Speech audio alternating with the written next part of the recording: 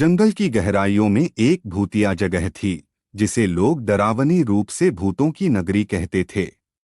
एक रात गांव का एक नौजवान आरजू ने अपने दोस्तों के साथ उस जंगल की तरफ रुख किया। उनकी राह में चमकती चांदनी और काली रात की चुप्पी उन्हें बेहद उत्तेजित कर रही थी। जंगल का माहौल तुरंत ही बदल गया। एक अजीब सी आहट, आवाजें और अंधेरे का आभास हो रहा था। आरजू और उसके दोस्तों का चांदनी में छाया हुआ चेहरा डर से चमक रहा था। जंगल में आगे बढ़ते हुए उन्होंने एक विशाल पेड़ के पास एक जुलूस देखा। वहां आत्माएं गहरे धुंध में घूम रही थीं, अपनी भयानक आवाज से कहानियों का संगीत गाती। आरजू के दिल की धड़कन तेज हो गई, पर उसने अपने दोस्तों के साथ वहां बढ़ने का निर्णय लिया। जुलूस के साथ चलते हुए वे एक पुराने मंदिर के सामने पहुंचे। मंदिर जंगल की गहराइयों में खोया हुआ था। उसकी दीवारों पर जंगली पौधे लिपटी हुई थी और आकाश से बहुत ऊंचा एक पुराना वृक्ष इसे छाया दे रहा था।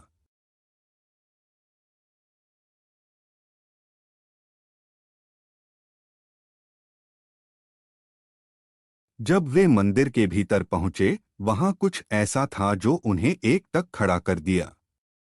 एक बड़ी पुरानी पुस्तक वहां पड़ी हुई थी और मंदिर की दीवारों पर चित्रित थी भूतिया कहानियां। आरजू ने धीरे धीरे पुस्तक खोली और उसमें खोया जैसा महसूस किया। पुस्तक में लिखा था कि यह मंदिर एक समय की एक प्राचीन रानी का था, जो यहाँ एक राजा के साथ रहती थी। उनका प्यार बहुत ही गहरा था, लेकिन रानी को एक जादूगर ने एक शाप दिया था कि जब वह राजा के साथ पहली बार चांदनी रात में मिलेगी तो वह सदा के लिए इस मंदिर में बंद हो जाएगी।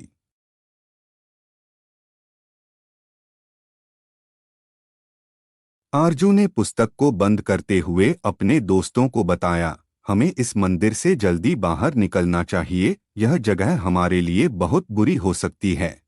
वे मंदिर से बाहर निकलते हुए उस जगह से हटने की कोशिश कर रहे थे कि एक अजीब सी एक भूतिया आवाज सुनाई दी। वे सभी ठहर गए और देखा कि एक पुरानी मंदिर की ओर एक बुजुर्ग भूत उन्हें बुला रही थी।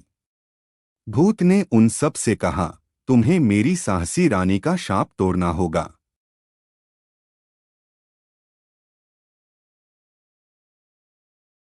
भूतों के सामने होने वाली एक दुर्घटना की कहानी सुनने के बाद आरजू और उसके दोस्तों ने तय किया कि वे रानी के शाप को तोड़ने के लिए तैयार हैं।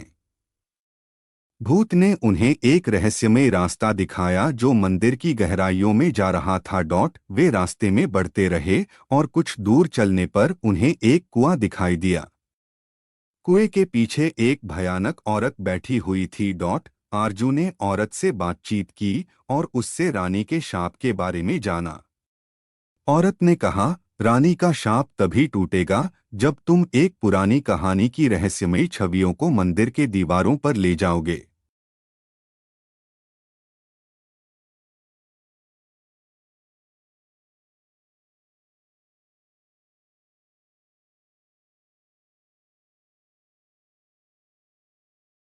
वे अपने मित्रों के साथ औरत के साथ कुएं के चारों ओर खोजने लगे और वहां कुएं में एक छिपी हुई पुरानी संग्रहालय में पहुंचे।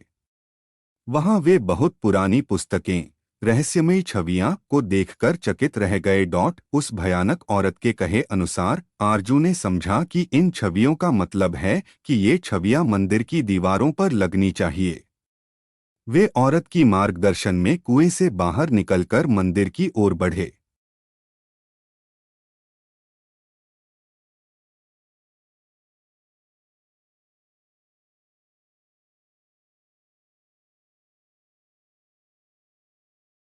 आरजू और उसके साथी मंदिर की दीवारों पर वे पुरानी छवियों को सजाने लगे, जो रानी और राजा के प्रेम की कहानी को दिखा रही थीं। उन्होंने विचार किया कि रानी का शाप तभी टूटेगा जब वे इस प्रेम की कहानी को पूरी तरह से मंदिर में लाकर सजाएंगे। मंदिर पहुंच उन्होंने सभी छवियों को मंदिर की दीवारों पर सजाने का कार्य पूरा कर दिया। तभी आसमान से एक अजीब सी आवाज सुनाई दी। और भूतों ने उन्हें धन्यवाद दिया कि उन्होंने रानी के शाप को तोड़ दिया है।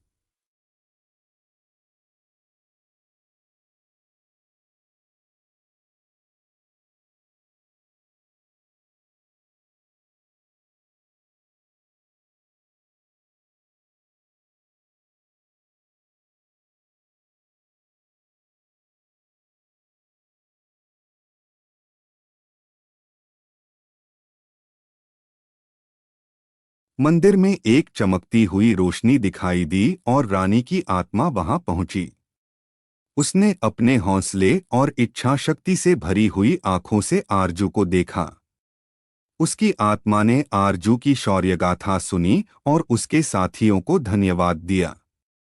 रानी ने उन्हें एक रहस्यमयी तालाब की ओर बुलाया, जिसमें उसका प्रेमी राजा दफन था।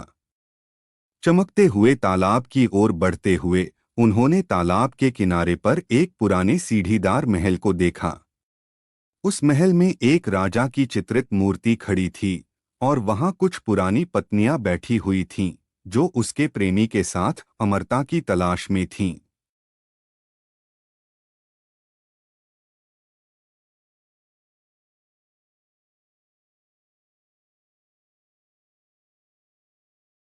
रानी ने आरजू से कहा, तुम्हें इस तालाब के पानी से राजा की मूर्ति को धोना होगा और उसे मुक्त करना होगा। आरजू और उसके साथियों ने विश्वास और साहस के साथ काम किया और राजा की मूर्ति को तालाब के पानी से धो दिया। जैसे ही उन्होंने मूर्ति को धोया, एक चमक उत्पन्न हुई। तालाब से राजा की आवाज सुनाई दी कि धन्यवाद, तुम्हारी कृपा से मैं अब मुक्त हो चुका हूँ। चमकते हुए राजा ने रानी को देखा और धन्यवाद अर्पित किया। उसने रानी से आभास किया कि उसकी वजह से ही वह अब स्वतंत्र था। राजा ने आरजू और उसके साथियों को आभारी मन से उनके गांव की ओर बुलाया। वहां पहुंचते ही उन्होंने गांव वालों को रानी और राजा की प्रेम कहानी सुनाई और उन्हें धन्यवाद दिया कि उन्होंने भूतिया जंगल की भूतिया रानी के शाप को तोड़ा। गांव वालों ने उन्हें बहादुर नायक मानकर स्वागत किया और आरजू ने अपने साथियों के साथ खुशी से रहने लगा।